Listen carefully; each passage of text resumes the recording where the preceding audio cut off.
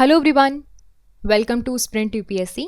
So we are discussing class 11th history of Tamil Nadu board और आज से हम स्टार्ट करेंगे chapter 5 the rise of Magadh and Alexander's invasion.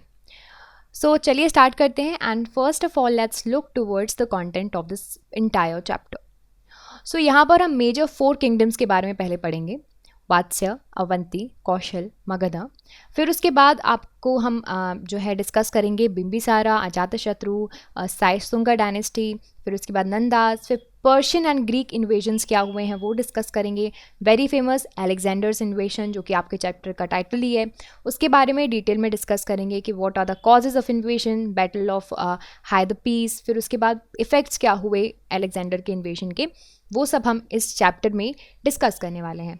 तो देखिए, but for today's session, for the time being we are going to discuss the 4 major kingdom.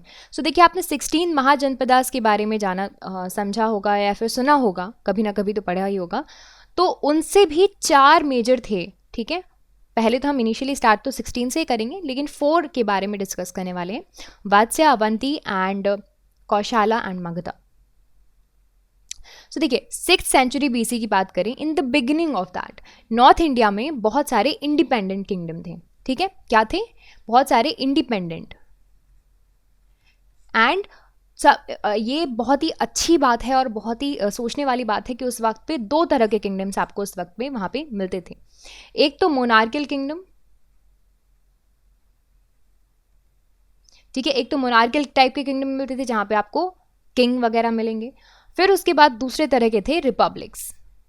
Okay, यानी कि यहाँ पे ऐसे इंस्टीट्यूशंस भी थे, यानी कि ऐसे फॉर्म ऑफ गवर्नमेंट भी थी जो जहाँ पे जनता जो है वो रूल कर रही थी. ओके, आपको इस तरह की पब्लिक असेंबलीज आपको मिल जाएंगी. So monarchial and republic type of kingdom were found in that time. While there was concentration of monarchies in the Gangetic Plains, आपको Gangetic Plains के आसपास monarchies concentrated मिलेंगे, बट रिपब्लिक्स की अगर हम बात करें वो scattered थे. कहाँ पे? जो हिमालयाज हैं, ठीक है, ये गंगा इस तरह से बह रही है.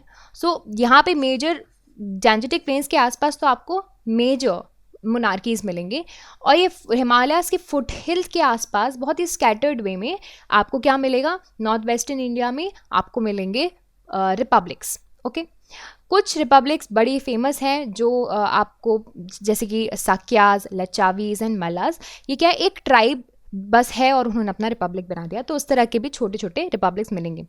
रिपब्लिक्स में क्या होता था? जो पावर ऑफ डिसीजन होता था, जो भी स्टेट के लिए लिया जाएगा, वो आपको पब्लिक असेंबली के हाथ में होता था. यानी कि जो पब्लिक असेंबली होगी वो मेजर स्टेट के डिसीजन लेगी. पब्लिक असेंबली, तभी तो नाम दिया हुआ है ना Republic, right. And which was composed of tribal representatives, या फिर आप देख लीजिए हो सकता है फैमिलीज के हेड्स हों. सारे के सारे डिसीजन मेजॉरिटी आपको वोट से जो है लिए जाते थे. Okay, that is the beautiful thing to know about this time के इस वक्त पे भी इस तरह के डिसीजन लिए जाते थे. फिर उसके बाद आपको जो कुछ लिटरेचर्स हैं, जैसे कि बुद्धिस्ट लिटरेचर्स, अंगुत्तारा निकाय, ये क्या बताता है? ये बताता है कि एटलीस्ट यहाँ पे कितने किंगडम्स होते थे? 16 किंगडम्स हुआ करते थे, जिनको बोला जाता है 16 महाजनपदास. ठीक है, very famous 16 Janapadas. They are अंगा, मगध, काशी, कौशला, वज्जी, मल्ला, चेदी, वात्स्य, कुरु, पांचाल, मात्स्य, सुरसेना, अश्माका, अवंती, गंधार एंड कंबोज. तो ये क्या थे? 16 महाजनपद थे. आपको जैन टेक्स्ट में भी इनके रेफरेंस मिल जाएंगे. यहाँ पे भी बताया जाता है कि 16 किंगडम हुआ करते थे. फिर in the course of time जो छोटे और वीक किंगडम्स थे, या तो वो बड़े वाले किंगडम्स में मर्ज हो गए थे, या फिर स्ट्रॉन्ग जो ग्रेजुअली वो जो है एलिमिनेट होते गए थे. ठीक है, इसी वजह से आपको 6th सेंचुरी के, देखो अर्ली 6th सेंचुरी में आपको बहुत सारे छोटे छोटे टाइप के किंगडम्स मिले ये. फिर उसके बाद in the time of mid 6th century आपको सिर्फ 4 मेजर किंगडम्स देखने मिलते हैं. That is Vatsa, Avanti, Kosala and Magadha. यही जो 4 थे इन्होंने सर्वाइव किया और इसके बारे में हम अब डिस्कस करते हैं। पहले स्टार्ट करेंगे वात्स्य से। So when we talk about Vatsa, it was the kingdom which was situated on the bank of river Yamuna. Yamuna के बैंक में सिचुएटेड था। देखिए हमने क्या बात किया था कि गैंजेटिक प्लेन्स, गैंजेटिक रिवर्स के आसपास आपको मेजर किंगडम मिलेंगे। बोला था Yamuna is a tributary of Ganga, है ना, तो ये भी आपको यहीं आसपास मिल गया। फिर इसके बाद इसकी जो कैपिटल थी वो थी कशौबी, जो कि आपको मॉडर्न डे इलाहाबाद के पास में मिल जाएगा। फिर उसके बाद in the most popular ruler was Udayan. ठीक है, उदयन किसका मेजर रूलर था? वत्स्य डायनेस्टी का, ओके, या फिर वत्स्य किंगडम का। He was strengthened, actually he standard his position by entering into matrimonial alliance. शादियाँ करता था और उससे जो है वो अच्छे क्या बनाता था? अपनी पोजीशंस इंश्योर करता था, अपनी टेरिटरी बढ़ाता था। ठीक है, मैट्रिमोनियल अलायंस इसने की अवंती, अंग एंड मगध के साथ। कैसे करते थे? देखो, जैसे कि सपोज इनका किंगडम है और किसी दूसरे किंगडम को इनको लेना है, नेक्स्ट करना है, तो उस किंगडम के जो भी किंग होगा उसकी बेटी से शादी कर लो, है ना, तो ऑटोमेटिकली वहाँ तक आपका एक्सपेंशन हो गया। फिर उसके बाद after his death Vatsa was next to the Avanti kingdom.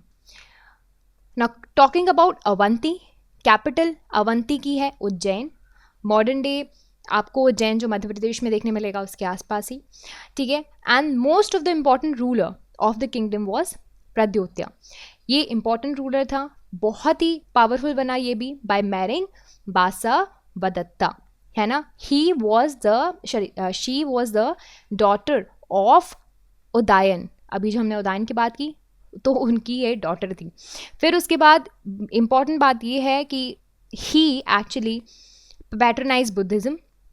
इनके जो सक्सेसर्स थे दे वो वीक, और फिर उसके बाद इनके जो किंगडम थे वो मगध ने ले लिया। टॉकिंग अबाउट कौशल, कौशल की बात करें सो अयोध्या इसका कैपिटल था। किंग था Prasenajit, okay, he was a very very famous ruler and he was actually very highly educated, बहुत ही अच्छे से एजुकेटेड था। उसकी जो पोजीशंस थी वो और ज़्यादा कैसे स्ट्रेंथन हुई? अगेन बहुत ही अच्छी इनकी जो टेक्निक है दैट इज़ मैट्रिमोनियल अलायंस। तो इन्होंने मैट्रिमोनियल अलायंस किया किसके साथ? मगध के साथ, जो कि बड़ा ही स्ट्रॉन्ग किंगडम हुआ करता था। And his sister was married to Bimbisara and Kashi was given to her as a dowry. फिर उसके बाद उसके डिस्प्यूट्स भी हुए थे अजातशत्रु के साथ। After the end of the conflict Prasenajit married the daughter of Bimbisara. देख रहे हो किस तरह से मैट्रिमोनियल अलायंस हो रही है। इसकी बहन से उनकी शादी हो गई और उनकी डॉटर से इनकी शादी हो गई। So after the death of this powerful king actually Kaushal became the part of Magadha, क्योंकि ऑलरेडी आपने देखा ना फैमिली तो रिलेशंस तो थे ही थे ना। टॉकिंग अबाउट मगध, सो मगध की बात करें सो of the all the kingdom of north India ये सबसे ज़्यादा पावरफुल एंड प्रॉस्परस किंगडम था। It became the nerve center of political activity in North India at that time. Can you understand this point? कि उस वक्त पे ये जो था मेजर पॉलिटिकल एक्टिविटी का सेंट्रल रोल प्ले करता था। ठीक है, फिर उसके बाद it was endured by nature with certain geographical and strategic advantages भी आपको इस किंगडम में मिलते थे। All of these things made the kingdom very very successful, okay. And सबसे बड़ा ग्रेटर एडवांटेज था कि जो गैंगेटिक वैली थी उसकी अपर एंड लोअर पार्ट पे इसका सिचुएशन होना। ठीक है, that added to the very good advantage. देखो उस वक्त पे क्या हुआ था इन्वेजन्स बड़ा हुआ करते थे, ये उसके किंगडम पे चले गए, ये उनके किंगडम पे चले गए, वॉर हो रहे हैं, तो टैरेंट बहुत बड़ा रोल प्ले करता था उस वक्त पे। फिर उसके बाद एक और इम्पॉर्टेंट पॉइंट, इकोनॉमिकली इसने कैसे प्रॉस्पर किया, क्योंकि यहाँ की जो सॉइल थी बहुत ज़्यादा फर्टाइल थी। ऑफकोर्स गंगा के आसपास रह रहे हो तो फर्टाइल सॉइल तो होगी, है ना।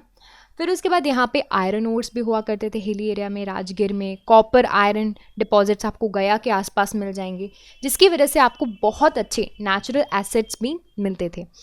फिर उसके बाद इसका लोकेशन जो था वो हाईवेज जो हुआ करते थे उसके सेंटर में था, तो उसकी वजह से वेल्थ अच्छा हुआ।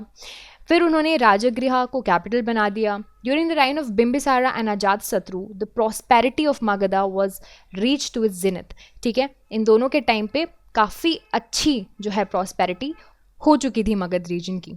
So this is it about this part. तो आज हमने मेजर 4 किंगडम के बारे में समझा, वात्स्य, अवंती, कौशला एंड मगधा। मगधा के बारे में बचा हुआ है, मेजर आने वाले हैं बिंबिसारा, अजातशत्रु, तो वो हम नेक्स्ट चैप्टर में पढ़ेंगे in detail. So stay tune for that. और उसके आगे भी हम जो पूरा अलेक्जेंडर के इन्वेजन है उस तक जाएंगे।